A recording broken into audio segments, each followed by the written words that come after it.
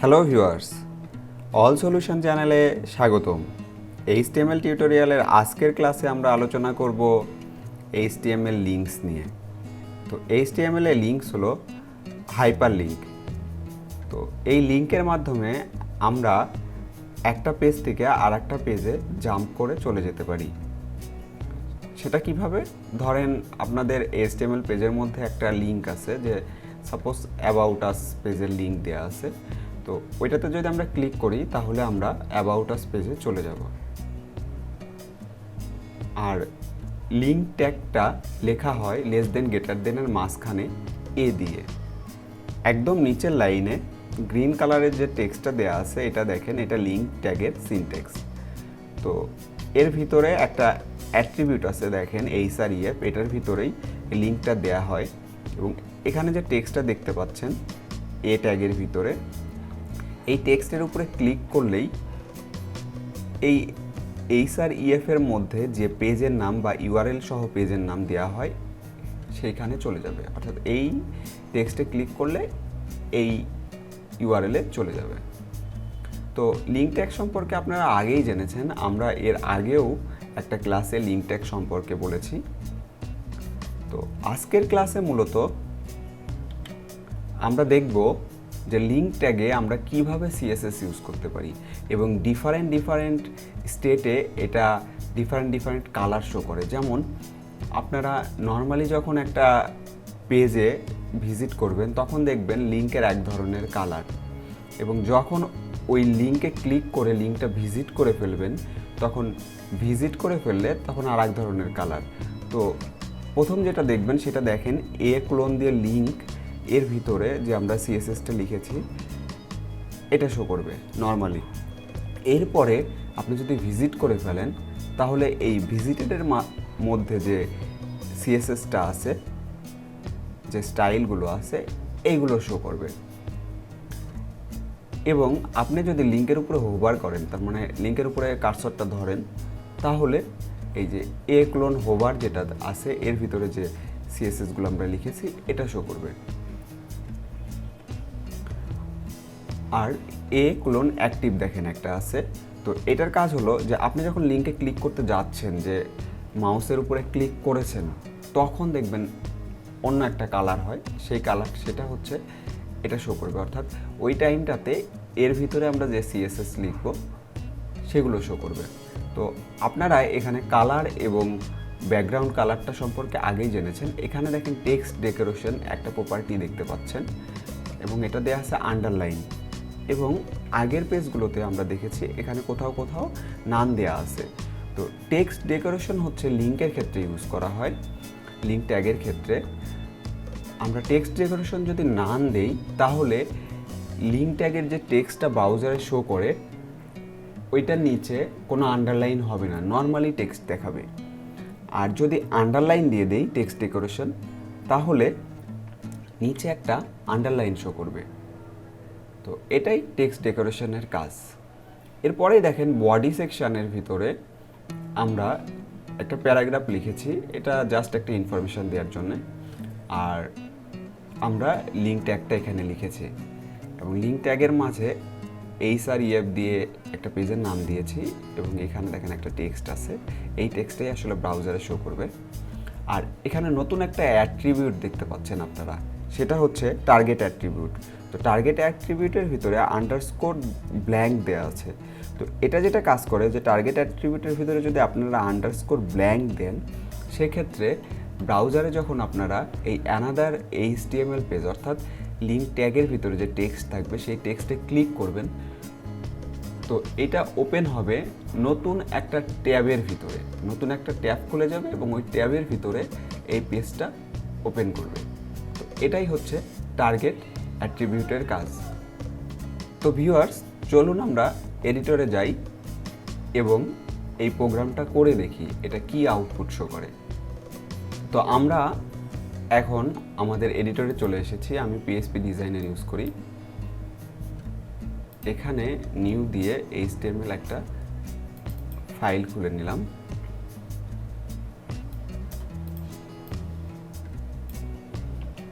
Head সেকশনের ভিতরে আমি শুধু টাইটেলটা রাখলাম। এখন আমি লিখি HTML লিঙ্কের ভিতরে লিঙ্কস। আমি Ctrl+S দিয়ে সেভ করছি। তো এটা আমি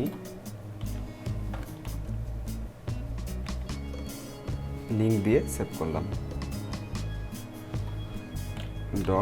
.html। আমি একটু অ্যালাইনমেন্টগুলো ঠিক করে নিই।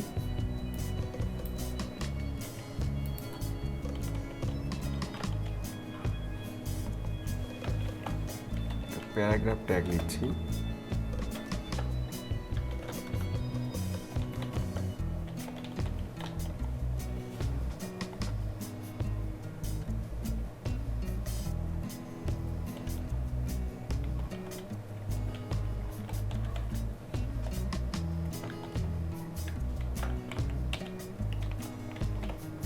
সেভ দিলাম Ctrl+S দিয়ে। এরপরে যেটা আমি করব, লিঙ্ক ট্যাগ নিব, another HTML page। তো HREF দিচ্ছি, এই HREF এর ভিতরে আমি একটা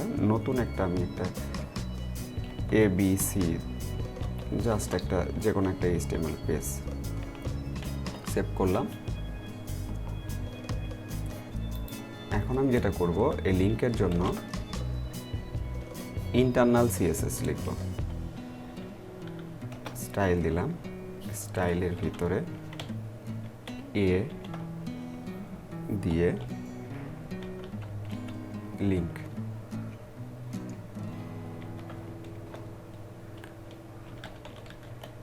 আমি একটা কালার দেই, কালারটা দিলাম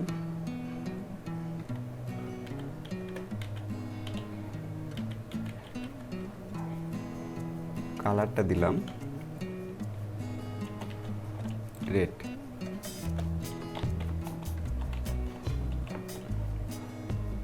ব্যাকগ্রাউন্ড কালার দেই, ব্যাকগ্রাউন্ড কালারটা দিলাম ট্রান্সপারেন্ট। ট্রান্সপারেন্ট মানে হচ্ছে যে আপনার ব্যাকগ্রাউন্ডের নর্মালি যে কালার সেইটাই দেখাবে, নতুন করে কোনো কালার হবে না। আর টেক্সট ডেকোরেশন,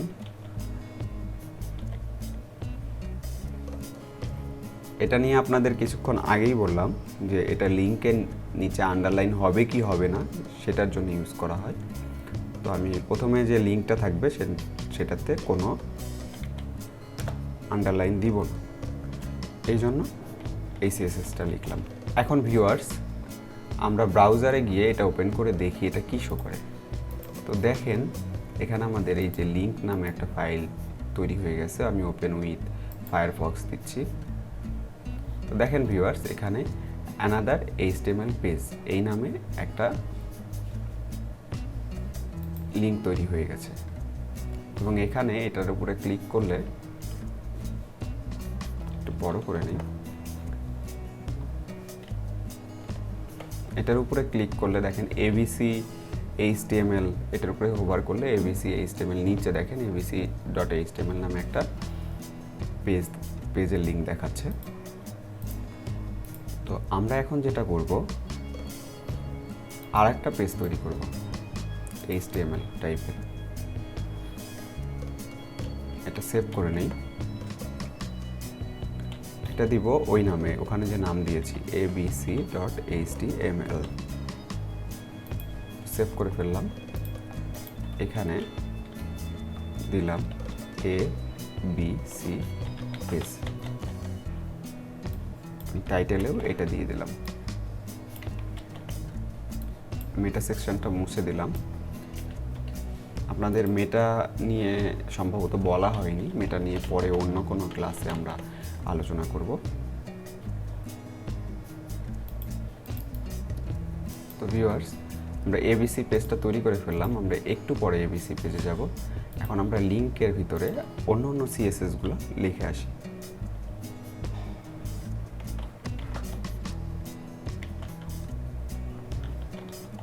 ভিজিটেড, ভিজিটেডের জন্য আমরা যে সিএসএসটা লিখবো আমরা কপি করে দিই, কপি পেস্ট। এটা আসলে ভিজিট হওয়ার পরে হবে, তো ভিজিট হয়ে গেলে আমরা দিব যে কালারটা দিব পিঙ্ক কালার দিই, এবং এটাও আন্ডারলাইন থাকবে না। এরপরে জাস্ট কপি পেস্ট করি, দেখেন এটা আমি হোভারের জন্য দিব। হোভার যখন করব তখন এটা আমি দিচ্ছি গ্রিন শো করবে, গ্রিন। এবং এখানে টেক্সট ডেকোরেশনটা আন্ডারলাইন হবে, অর্থাৎ যখন ধরবো তখন এটার নিচে একটা আন্ডারলাইন তৈরি হয়ে যাবে। এবং আরেকটা যেটা বাকি থাকে সেটা হচ্ছে অ্যাক্টিভ।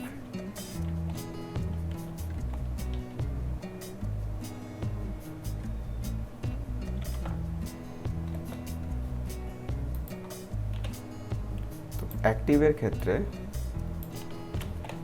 কপি পেস্ট করে দেই, যখন অ্যাক্টিভ হবে তখন আমি এই কালারটা দিচ্ছি ইয়েলো। তো ভিউয়ার্স, আমাদের কোডটা তৈরি হয়ে গেছে, দেখেন আমরা সবগুলো লিখে ফেলেছি, লিঙ্ক, ভিজিটেড, হোভার, অ্যাক্টিভ। তো প্রথমে যে কালারটা দেখাবে সেটা হচ্ছে রেড। এরপরে হোভার যখন করব, অর্থাৎ কার্সরটা যখন ধরবো তখন দেখেন এটা গ্রিন শো করবে। তো দেখেন ভিউয়ার্স, গ্রিন এবং আন্ডারলাইন চলে এসেছে। এবং অ্যাক্টিভ স্টেটটা হচ্ছে যখন আমি এটা ক্লিক করতে যাচ্ছি, অর্থাৎ ক্লিক করেছি বাট এখনও ছাড়িনি, দেখেন ভিউয়ার্স ইয়েলো কালার হয়ে গেছে। আমি ক্লিক করলাম না, বাইরে এসে ক্লিক করলাম। এখন আমি ক্লিক করলে যেটা হবে, এবিসি পেজে চলে যাবে। এবিসি পেজে চলে যাবে, নতুন একটা ট্যাব ওপেন হবে। সেটা কেন, এখানে আমরা এখানে ইয়েটা দেইনি। আচ্ছা, এটা না দিয়ে দেখাই, তারপরে দিয়ে দেখাই, তাহলে বুঝতে সুবিধা হবে। তো ভিউয়ার্স, আমরা ক্লিক করলাম, দেখেন ক্লিক করলে এবিসি পেজে এসেছে। এবিসি পেজে এসেছে, কিন্তু এটা সেম ট্যাবের মধ্যেই হয়েছে। আমরা একটু ব্যাক করি। তো দেখেন ভিউয়ার্স, আমি যে ভিজিট করেছি, ভিজিট করলে এখন কিন্তু আর রেড কালার নেই, এটা পিঙ্ক কালার হয়ে গেছে। এটা ভিজিট করার জন্য হয়েছে। তো একবার ভিজিট করার পরে তারপরে এই ভিজিটেড স্টেটে দেখায়, অর্থাৎ এই স্টেটে দেখায়। এখানে যে সিএসএসগুলো আছে এইভাবে দেখায়। তো এখানে কালার এটা পাচ্ছে, ব্যাকগ্রাউন্ড কালার তো ট্রান্সপারেন্ট, যার কারণে ব্যাকগ্রাউন্ডের যে কালার সেই কালারটাই পাচ্ছে, আর টেক্সট ডেকোরেশন নান। তো আমরা এখন যেটা করব, এখানে নতুন একটা অ্যাট্রিবিউট দিব, টার্গেট দিলাম, এবং এখানে দিলাম ব্ল্যাঙ্ক, _ব্ল্যাঙ্ক। তাহলে দেখেন কি হয় ভিউয়ার্স। আমি একটু রিলোড দিয়ে নিলাম। এখন দেখেন আমি যখন ক্লিক করব তখন নতুন একটা ট্যাব এটা ওপেন হবে। তো ভিউয়ার্স, এখানে দেখেন নতুন একটা ট্যাব চলে এসেছে, সেখানে এবিসি পেজটা ওপেন হয়েছে। এখানে ক্লিক করেছি, এখানে চলে এসেছে। তো ভিউয়ার্স, আমরা লিঙ্ক ট্যাগে কীভাবে সিএসএস ইউজ করতে পারি, এবং এখানে আর একটা জিনিস দেখলাম যে টার্গেট অ্যাট্রিবিউটের কাজ লিঙ্ক ট্যাগের ভিতরে। তো আজকের ক্লাসে এতটুকুই। নেক্সট ক্লাসে আমরা আলোচনা করব লিঙ্ক ট্যাগ দিয়ে কিভাবে বুকমার্ক তৈরি করা যায়। তো এই ক্লাসটি যদি আপনাদের ভালো লেগে থাকে তাহলে অবশ্যই এই ভিডিওতে একটা লাইক দিবেন, এবং আপনাদের যদি কোনো কোশ্চিন থেকে থাকে এই ক্লাস সম্পর্কে তাহলে কমেন্ট বক্সে কমেন্ট করবেন। এবং এই টাইপের আরও ভিডিও পাওয়ার জন্য আপনারা এই অল সলিউশন চ্যানেলটাকে সাবস্ক্রাইব করুন। তো ধন্যবাদ আমাদের সাথে থাকার জন্য।